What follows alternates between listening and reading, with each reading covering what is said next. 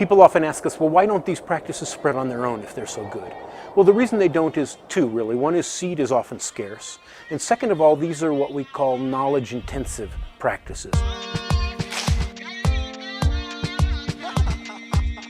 A scale demonstration project was launched in Kenya by organizing a whole system in a room workshop, which brought together all of the actors within the dairy feeding system.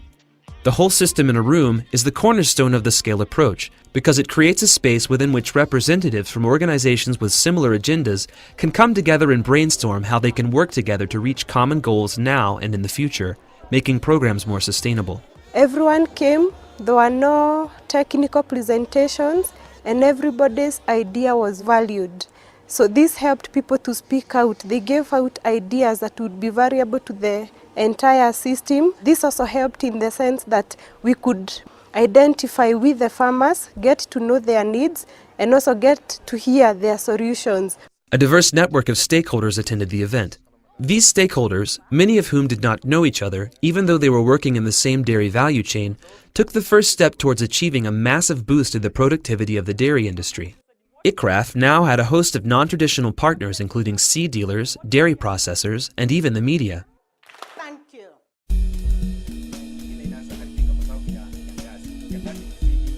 The mass media played a big role in creating demand by getting people to start seeking out the different shrubs and the services of extension agents. Radio stations became the ideal means of communicating basic information about fodder shrubs to a large number of listeners across the country. In my program, I'm more focused to educating, teaching, and even giving the farmers the current affairs, at the same time current tips on farming. As more and more farmers began seeking additional information about fodder technology, ICRAF turned to two other partners, the seed dealers and the dairy processors.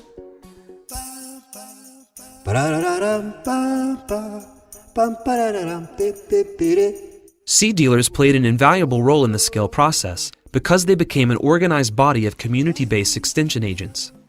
The idea of working together is very important because you find that we need to have a system that is involving a lot of people working together towards a common objective.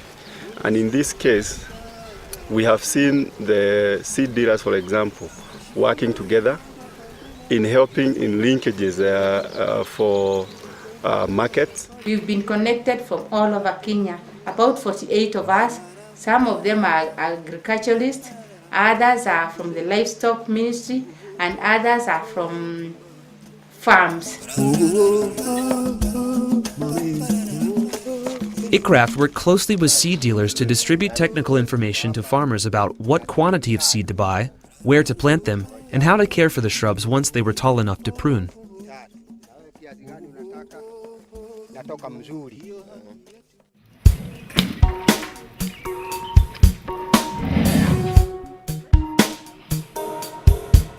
Dairy processors also proved to be powerful partners.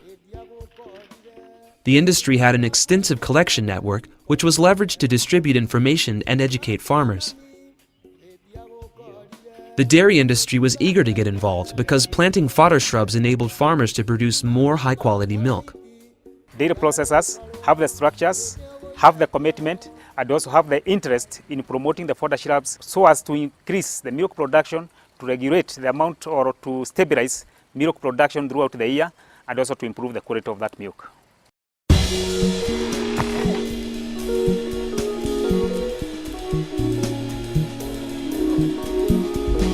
The activities of the demonstration project in Kenya highlighted the steps and the impacts of scale. Within 12 months of applying scale, most of the major stakeholders within the dairy feeding system were working together, significantly increasing the number of dairy farmers planting fodder shrubs, increasing incomes and transforming livelihoods in Kenya's central highlands.